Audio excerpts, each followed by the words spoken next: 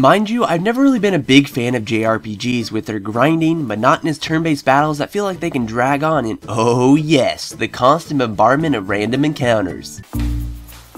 No, stop, no, I just need to go to the bathroom, stop, no. I prefer the button-mashing action games over the slower-paced menu navigation, so for me to actually find enjoyment out of a JRPG, it's gotta be good. And matter-of-factly, Bravely Default fits that profile. Bravely Default follows the footsteps of 4 different characters, each with their own personalities, including the soft-spoken Wind Vestal Agnes, the kind and loyal Tiz, Adia, who has a strong sense of justice, and finally, the amnesiac Ringabel, who has no memories of his past, but on the flip side has an overwhelming fondness of women. It's nice not knowing who Ringabel actually is, as it creates a sense of mystery for the character throughout the game, and something to tug at the back of your mind as you progress. Now these 4 heroes will unite together and set off on a journey around the world of Luxingdark to cleanse the 4 crystals that have been corrupted by darkness, allowing nothing to stand in their way from doing what is right. The true highlight of Bravely Default though is the new and ultimately improved battle system. Combat is played out exactly like classic JRPGs, with enemy and ally taking turns pelting one another, but they've become more engrossing than ever before, with a special Bravely Default system that has been lovingly crafted into the mix, offering up some new tactics that you and your opponents can use. Employing the default command will allow you to store up an attack point called BP for that turn, while using Brave will use the BP stored up so that you can strike multiple times in one turn. And you can even brave and spend BP points that you don't actually have, but as a byproduct you will be vulnerable and unmovable for a number of turns until your BP counter goes back to 0. It becomes a fun game of risk versus rewards, and finding the best strategy for whatever particular monster you are fighting is quite fantastic. It might seem hard to understand just hearing me try to explain it, but once you give it a go, it becomes simple to grasp, and it works extremely well. And as a new innovative concept, this is a nice way to add some fluff to the traditional turn-based battles. And the positivity doesn't stop there, as you can also customize your 4 heroes into whatever you see fit with this beautiful job infrastructure. Featuring a wealth of over 20 different job types, you're not being limited here. You've got your familiar knights and mages, but oh, the game throws in some more obscure jobs like a salve maker or a merchant who, yes, literally throws money at the enemy. That's just unique. As you continue to battle, you will gain experience for each job in use, allowing you to lock new abilities unique to each job. And best of all, you are not locked into the first job you choose, so you can switch them up throughout the adventure as you continually find new jobs to taste what they all have to offer. It's really a highlight of Bravely Default, as you constantly wonder what new class type may be laying in wait for you and what benefits it will bring. But Bravely Default also really caters to the player, allowing you to customize the game itself to allow for a better experience. For one, you can fast forward battles, ultimately saving time from watching the same attack animations playing out over and over again. And second, you can completely turn off random encounters. This becomes very convenient, as it can be a real hassle if you want to quickly get somewhere but are flooded with monsters that keep popping up to impede your progress. It's really helpful when you are wanting to explore different alcoves in a dungeon that you passed up earlier, or if you're simply just trying to get somewhere quickly. And if you actually back away from how the game plays, you will be graced with the presence of some pleasant environments. Sure, not everything looks like peaches and cream, but a few of the landscapes you come across, particularly the cities, harness a hand-drawn watercolor effect, making it feel like you're actually walking across a painting. And if that wasn't enough, Bravely Default features a well-rounded soundtrack with tunes that range from slow melodies for those touching situations to heavy and crazy boss music to get your blood pumping. And how can I fail to mention the overworld theme? It just beckons adventure, like you're some green-clad hero of time venturing off on some big quest. Bravely Default does get slightly bogged down with some backtracking here and there, especially at the end of the game, and the words spewing out of Ringabel's mouth can get redundant, as almost every utterance is, in some way, brought back around to girls, with Adia ultimately scolding him. Plus, the story doesn't really start to get interesting until the latter part of the game, as you start reaching the game's climax and things start to come together. But other than that, you're looking at a fantastic RPG for the 3DS that JRPG fans should without a doubt check out. And hey, if you're not the biggest fan of this game genre, maybe give it a try and you might come to enjoy it, like yours truly. The new Bravely Default gameplay mechanic is a really neat way to spice up the turn-based battles of times past. Plus, the way you can cycle through the robust selection of jobs to try them all out and customize your team to your liking is quite phenomenal, thus allowing your characters to not become too stagnant.